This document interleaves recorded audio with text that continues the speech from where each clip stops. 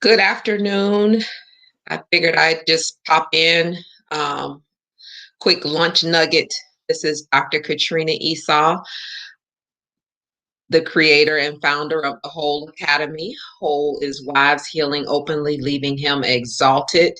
And I help wives that have been impacted by infidelity, help you to rebuild your trust, also help with forgiveness, walking in the newness of life, and helping you to be the best you that you can be. And I do this because of my own bout with infidelity and my marriage 17 years ago. So I know all too well what comes along with that, the pain of it, the shame, the embarrassment, the guilt, all of that good stuff. So it is my mission in life to share my story with other women and to help you get to the other side. If you're out there, say hello to me, send up some hearts. I always like to say that because I want to know who took the time out of their day just to stop in and say hello and be encouraged. I also encourage you to share this with others that may be able, that may need to be encouraged and to be blessed by it. Thank you for tuning in. I won't be before you too long, just going to talk a little bit about the steps to rebuilding trust after infidelity. It's something that I get asked quite often. So just figured I'd come on today and just share a little bit from my own perspective. If you are watching the replay, do me a favor and tag in the comments, hashtag replay, so I know that you stopped by. Again, I'm Dr. Katrina Esau, and I'm going to go ahead and just get started. So, the 5 steps to rebuilding trust after infidelity. Number one is you have to decide. And you guys hear me say that a lot when we talk about forgiveness. But the truth of the matter is whether you're going to trust, whether you're going to forgive, whether you're going to stay. Hi, Terry. All of it. You have to start with a decision. And as you're making your decision, one of the things you can ask yourself is, would God be pleased with what you decide? You have to consciously make a decision to better your life. You have to consciously make a decision to stay in your relationship, to stay in your marriage. And the thing about when you make that decision, you got to know that you know that you know that that's what you're going to do, because you are going to have to give it 100%. You can't say, oh, I'm going to stay in today and then tomorrow I'm going to leave. And when I say you can't say it, you probably will. I did. I vacillated. I wanted to do it, but then something would happen, and I'd be like, "Man, forget this. I want out." I've shared with you guys. I tried to get a divorce 3 times, so I understand what it's like to have strength today and tomorrow to be like, "I'm through with this." But you have to decide what you're going to do. And I've also shared with you guys when I got to that place to where I made a decision and divorce was no longer an option. And that was for me, that was when I made the decision that I didn't want my daughter to have to fight the same thing. So once I got to that place, I was all in.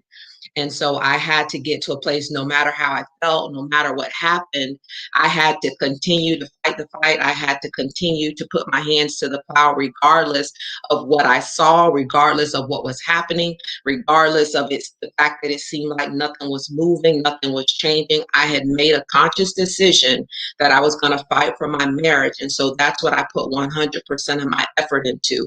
The other part about when you make a decision is when you're deciding that you're going to stay and you're going to fight, you can't. I'm not going to, I hate using the word can't, but it's a challenge if you come in saying, I'm going to stay if you do this. I'm going to stay if you show me, your phone activity. If you come in with conditions, it's going to make it easier for you to exit and to renege on your decision. Now, having different boundaries and accountability in place, that's a totally different subject for a different day. But when you make a decision that you are going to trust, you are going to have to be all in. The second thing you have to do is you're going to have to forgive. That is not negotiable. If you don't decide to forgive, you are going to constantly be in a battle, not only with your mate, but you're going to be in a battle because of the way your emotions, will swing the pendulum. So you have to forgive. And the thing about forgiveness, I share it all the time, is forgiveness is about you. It's not about the other person. It's not about what they do or what they don't do. It's for you. It's so that you can heal. It's so that it doesn't turn into a root of bitterness and anger.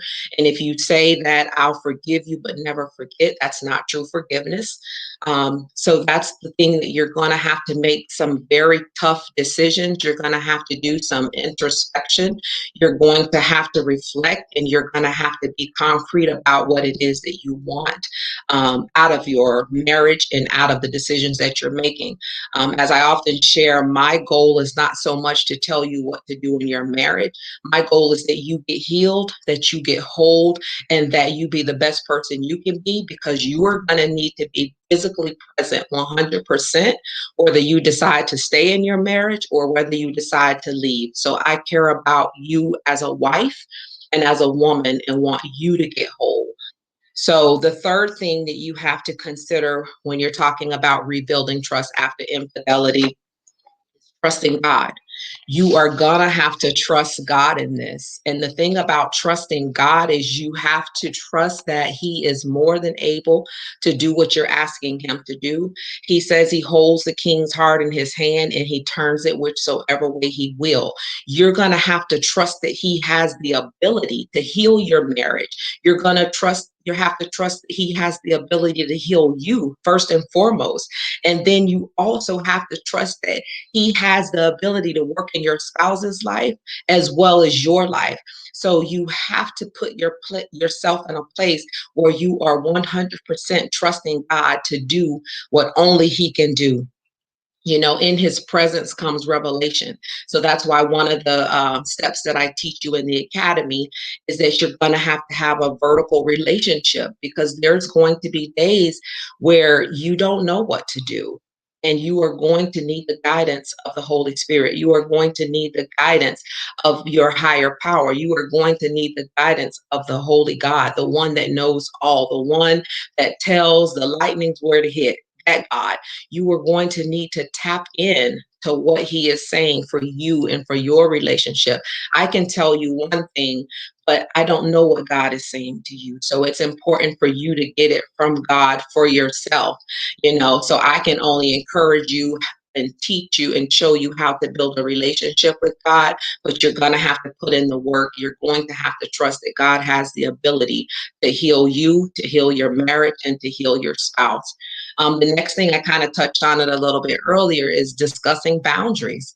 You have to talk to your husband. You have to say, hey, this works for me, this does not. You're going to have those conversations and know, because the thing of it is what worked 15, 10, 20 years ago, it might not work for you today. So you're going to have to communicate that and not have what I call unspoken expectations, where you're expecting that because you've been together 20 years, he should know what to do and how to do it for you. No, you're going to have to open up your mouth and have a conversation. You're going to have boundaries in place, where your boundary might be that I don't want you to be on social media. I want to have access to your social media account, whatever that looks like for you all. But you have to have that conversation so that you can begin to build the trust in your relationship. And the fifth thing that I wanted to share, which kind of coincides with what I was just saying, is ask for what you need. Don't leave it up to your spouse to guess what you need to rebuild the relationship, to make the marriage work. Communicate that. Communicate what it is that you need. I need for you to let me know when you make it to your destination safely. I need for you to give me the ability to come down and to come sit down and have a conversation with you. I need for you to allow me to look in your phone at any given moment when I desire to do that. Whatever that looks like. Whatever that looks like, have the conversation with your spouse.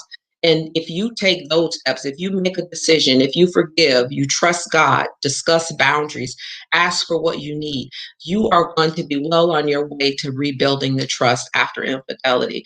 And another thing that I would mention is know that it's going to take time. Just because a person say, "Oh, you should trust me," or even for you to say, "Well, I trust you," that doesn't happen overnight. because you have violated the trust. You have destroyed the trust by having an extramarital affair, by cheating. So the thing of it is, when you talk about trust, trust is doing what you say you were going to do and do it consistently. So don't say, well, oh, I told you I was going to the store. That's where I went. You did that one time. I need you to do it multiple times. You got to have a history. You got to have a pattern, of doing what you say you're going to do every single time. You can't be hitting and missing. And so that's something you're going to have to communicate to your spouse, and you're going to have to hold them accountable to that. That's how you're going to rebuild the trust in your union. So that's all I wanted to come on today to share with you, the 5 steps of rebuilding trust after infidelity. Again, this is something I've walked through in my own life 17 years ago. I had to get to that place to where I could trust my husband again, which I do today. We're in our happy place, and our marriage has been restored. It's been healed. And so my mission and my vision is to help other women across this country do the same thing. This is not something that's just local. It's not US, because the thing about cheating is it has no boundaries. It does not discriminate. It doesn't care what country you're in, what denomination you are, what race you are. There's no discrimination when it comes to cheating. So my goal is to help women overcome one conversation at a time. Again, I'm Dr. Katrina Esau. I'm the founder of the Whole Academy. I also have a private Facebook group that's called Wives Healing Openly from Infidelity. So if you are a wife that's in this place today and you need a safe place to land, you need a place that you can come and have the support of other women that are going through the same thing that you are, you need encouragement, you need guidance, you're more than welcome to join the group. I invite you to join the group. We would love to have you. One thing that I am very clear about is this is not a spectatorship. This is not for you to come and be nosy and see what's going on in other people's lives. I will kick you out of the group and block you from the group, because the purpose of this group is for women to have a safe place. The one thing that I know personally about infidelity and the pain of it is, when you're going through, you need someone that you can have a real conversation with, that you can be real, that you can be raw, and that you will not be judged. And that's why this group was created. It was created for that woman. So if you're in that place, I invite you to join the group. Make sure that you answer all of the questions. If you don't, you will not be admitted into the group.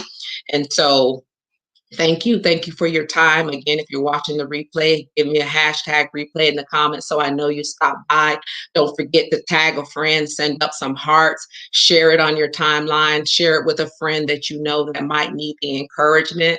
I pray that you all have a wonderful day. Thank you for your time. I appreciate you. This is Dr. Katrina Esau. Be blessed.